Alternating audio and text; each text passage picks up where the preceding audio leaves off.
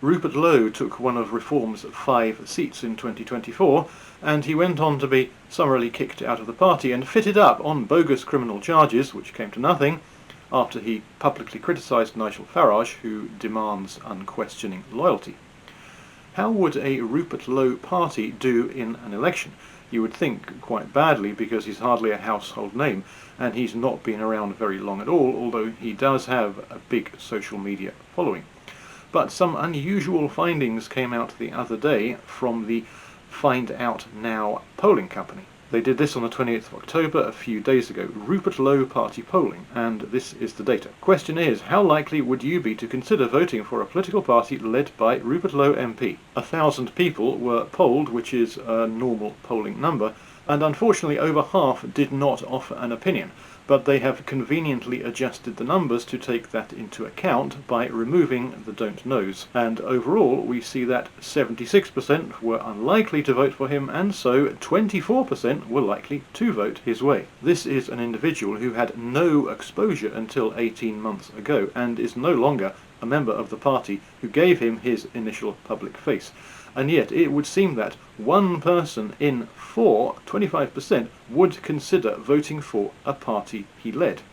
And there is a follow-up question. In a general election, if there was a party led by Rupert Lowe MP, how would you vote in that election? So this is now broadened out into a more standard question about voting intention, but it does clearly prompt for Rupert Lowe, which I'll come back to. Again, they have kindly offered a don't knows removed adjustment, which makes things a lot simpler. And we see Conservatives, Labour and Lib Dems in the low to mid-teens, Reform on 25%, Greens on 18%, and the unspecified Rupert Lowe party on an impressive 10%. That is just 3% behind the Tories and Lib Dems, and it is a big result, which, if correct, I would put down to his substantial social media presence, because there isn't much else to put it down to.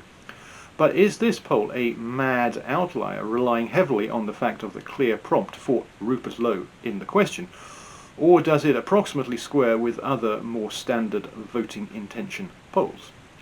So the same company put out this standard voting intention poll just 9 days before the other one, and I've made it into a pie chart for easy comparison with the Rupert Lowe one, and we can look at them side by side. Is there enough consistency between them to suggest that the Rupert Lowe party one is not a crazy outlier?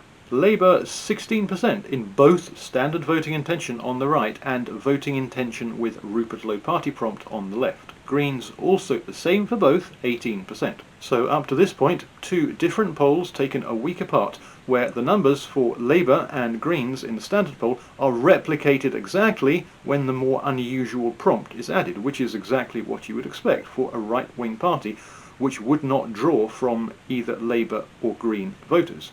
So far, so consistent. Lib Dems, this is a bit weird, because adding a Lowe party somehow increases Lib Dem support from 11% to 13%. I would imagine that's just down to general variance and rounding issues.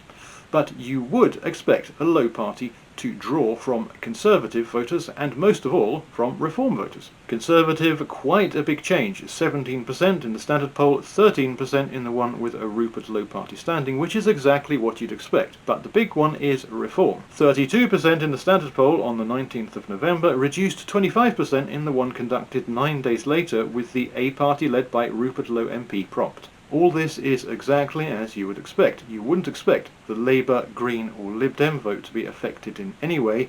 You would expect him to draw to a degree from the Tories, and you would expect him to draw most voters from his former Reform party. And that is exactly what happens. No change to the left-wing vote, but with that slight Lib Dem incongruity, substantial change on the traditional right, and big change to Reform. And that loss to Tories and Reform goes to the Rupert Lowe party with 10%. So the more unusually worded poll with the Rupert Lowe prompt clearly in the question looks exactly as you would expect it to look. The only real incongruity is the sheer size of the vote share he gets. 10% is a lot. The adjusted total respondents without the don't knows is just 485, but that makes no difference to the proportions, it just doubles all the numbers. If we go back to the unadjusted one with 1,000 respondents, then he's on 5%, but all the others are also cut in half the same way, so there's no proportional difference. On the basis of this, if this played out in an election, Reform would lose big if Rupert Lowe adopted a new party and stood it at that election.